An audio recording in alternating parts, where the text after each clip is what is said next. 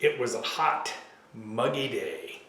The kind of day only people who have experienced it can really understand. Well, this was before the days of air conditioning, so our option for keeping cool or getting cool was walking to the ravine. Now, the ravine was our local swimming area fed by the James River. It was not uncommon to see dry cow chips float by as you cooled off in the murky brownish green water of this local lake. This is where they sawed and pulled out huge blocks of ice in the wintertime to be stored in the ice house. It's also where the Dunk the Clunk event took place every spring. As winter approached, and as soon as the ice was thick enough, they would pull this clunker car out onto the ice, paint it all kinds of vibrant colors, and they would sell lottery tickets for the day that this icon would drop through the ice, the spring ice, and sink to the bottom of the ravine. Well, in summer, this was our swimming hole, and we loved it. I was splashing around close to the shore when the diving platform caught my eye.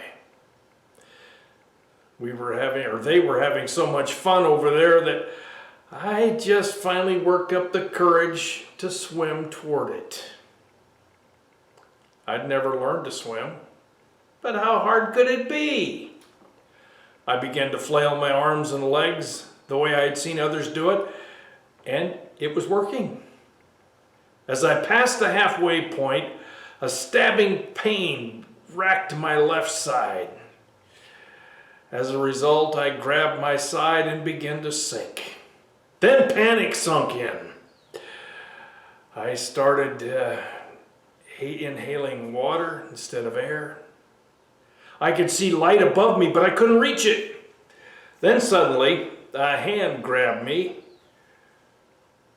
and the lifeguard towed me to shore and told me to stay there until I learned to swim.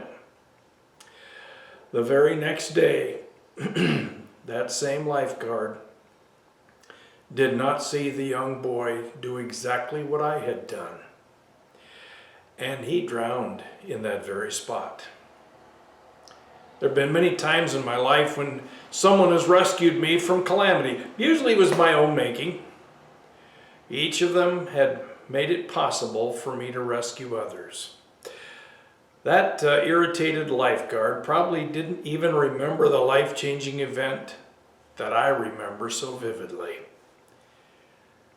He impacted everyone I have ministered to during my life. Barnabas made Paul's ministry possible as well. When he came to Jerusalem, he tried to join the disciples, but they were all afraid of him, not believing that he really was a disciple. But Barnabas took him and brought him to the apostles. He told them how Saul on his journey had seen the Lord and that the Lord had spoken to him, and how in Damascus he had preached fearlessly in the name of Jesus. So Saul stayed with them and moved about freely in Jerusalem, speaking boldly in the name of the Lord. That's Acts 9:26 through 28. Saul, who began using his Greek name Paul, spent the rest of his life spreading the good news throughout that part of the world with the blessing of the church. Barnabas opened the door for him that day in Jerusalem. Later they parted ways over the value of Mark. But everything Paul did was made possible by this one act of faith by Barnabas.